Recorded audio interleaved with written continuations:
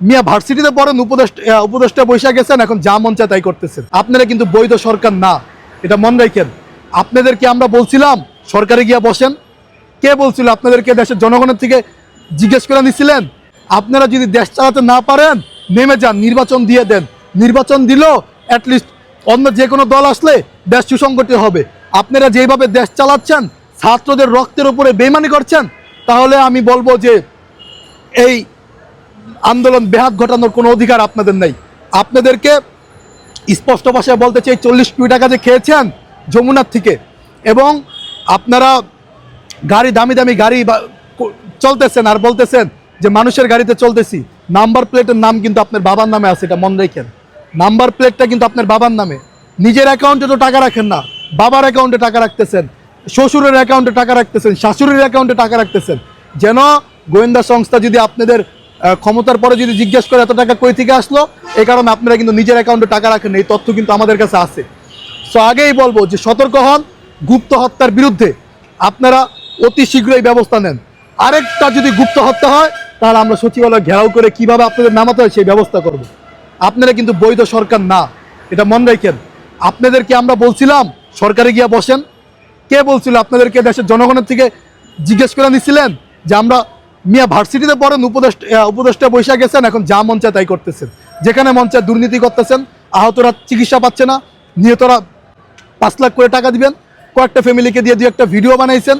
আর ওদের কথা কি বলবো, ওদের মানে লজ্জা লাগে। ফেসবুকে একটা পোস্ট দেয় যে আমরা 2-3 হাজার ছাত্রকে আপনার বিভিন্ন জায়গায় ট্রাফিকের দায়িত্ব পালনের জন্য প্রতিদিন 500 করে দিব। কই ছাত্ররা আমাদেরকে দেখান তো, একটা ছাত্র আমাদেরকে দেখান যেখানে আপনারা স্টুডেন্ট একটা রাস্তায় ভিডিও করে দেখান যে এই রাস্তায় এই ছাত্র এই মুহূর্তে ডিউটি পালন করতেছে, একজন দেখান। দেখাতে পারবেন না। এ দায়ভার আপনাদের নিতে হবে। এবং আসিফ নজরুল, মুস্তফা সরোয়ার ফারুকি, এইগুলোকে জুতা পেটা করে নামাতে হবে। এগুলো সব ভারতের এজেন্ট, এগুলো ভারতের হয়ে কাজ করছে। সাংবাদিক ইলিয়াস পিনাকি, আমি ইভেন দেশ ছেড়েছি 2023 সালের শেষের দিক দিয়ে। কী কারণে দেশ ছাড়তে হয়েছে? আওয়ামী লীগের বিরুদ্ধে কথা বলেছি আমি, সামান্য একটা আপনার সোশ্যাল মিডিয়ায় ভিডিও বানাই, এই কারণে আমার দেশ ছাড়তে হয়েছে। দেশ ছাড়তে বাধ্য করেছে আমাকে।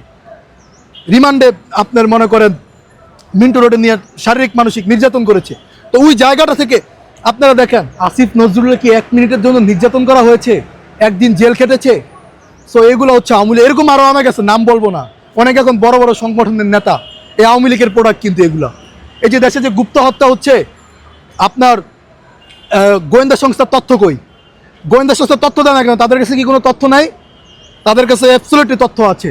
কোন জায়গায় কি হচ্ছে গোয়েন্দা সংস্থার কাছে তথ্য আছে। গত কিছুদিন আগে বিভিন্ন এলাকা থেকে আওয়ামী লীগের লোকজন নিয়ে এসে আপনি লোন দেওয়ার পরিকল্পনা করে দেশে হাঙ্গামা করার চেষ্টা করেছে। আগে তো সামান্য এই জায়গা থেকে এই জায়গা যদি আমরা হেঁটে যেতাম আন্দোলনের জন্য, গোয়েন্দা সংস্থার কাছে তথ্য যেত, 100-200 পুলিশ দাঁড়া থাকতো।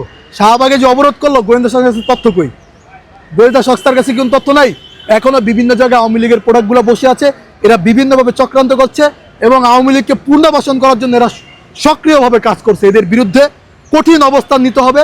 আর যদি উপদেষ্টারা যদি না পারেন, আপনারা ছেড়ে দেন, নির্বাচন দেন, নয়তো জাতীয় সরকারের জন্য আপনারা রাজনৈতিক দলের সাথে বসেন।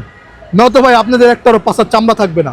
এই চুতিয়াভাবে দেশ চালাবেন, ওইভাবে আমরা কিন্তু আপনাদেরকে চালাতে দিব না। আজকে ব্যবসা বাণিজ্য নাই, মানুষের অবস্থা দেখেন। মানুষের অবস্থাটা দেখে বিবেচনা করেন। যারা হাত হারাইছে, যারা এই আন্দোলনে সক্রিয়, এদের নিয়ে তো একটা পোস্টও দেন না। এদেরকে তো দেশের মানুষ চিনেও না, অথচ এদের কারণে আজকে আপনারা উপদেষ্টা। আপনারা আজকে উপদেষ্টা হয়ে গরম গরম কথা বলছেন, ফেসবুকে পোস্ট করছেন। এগুলা বাদ দেন। এগুলা করতে যাবেন, জনগণের ঘনপিটুনি খাবেন।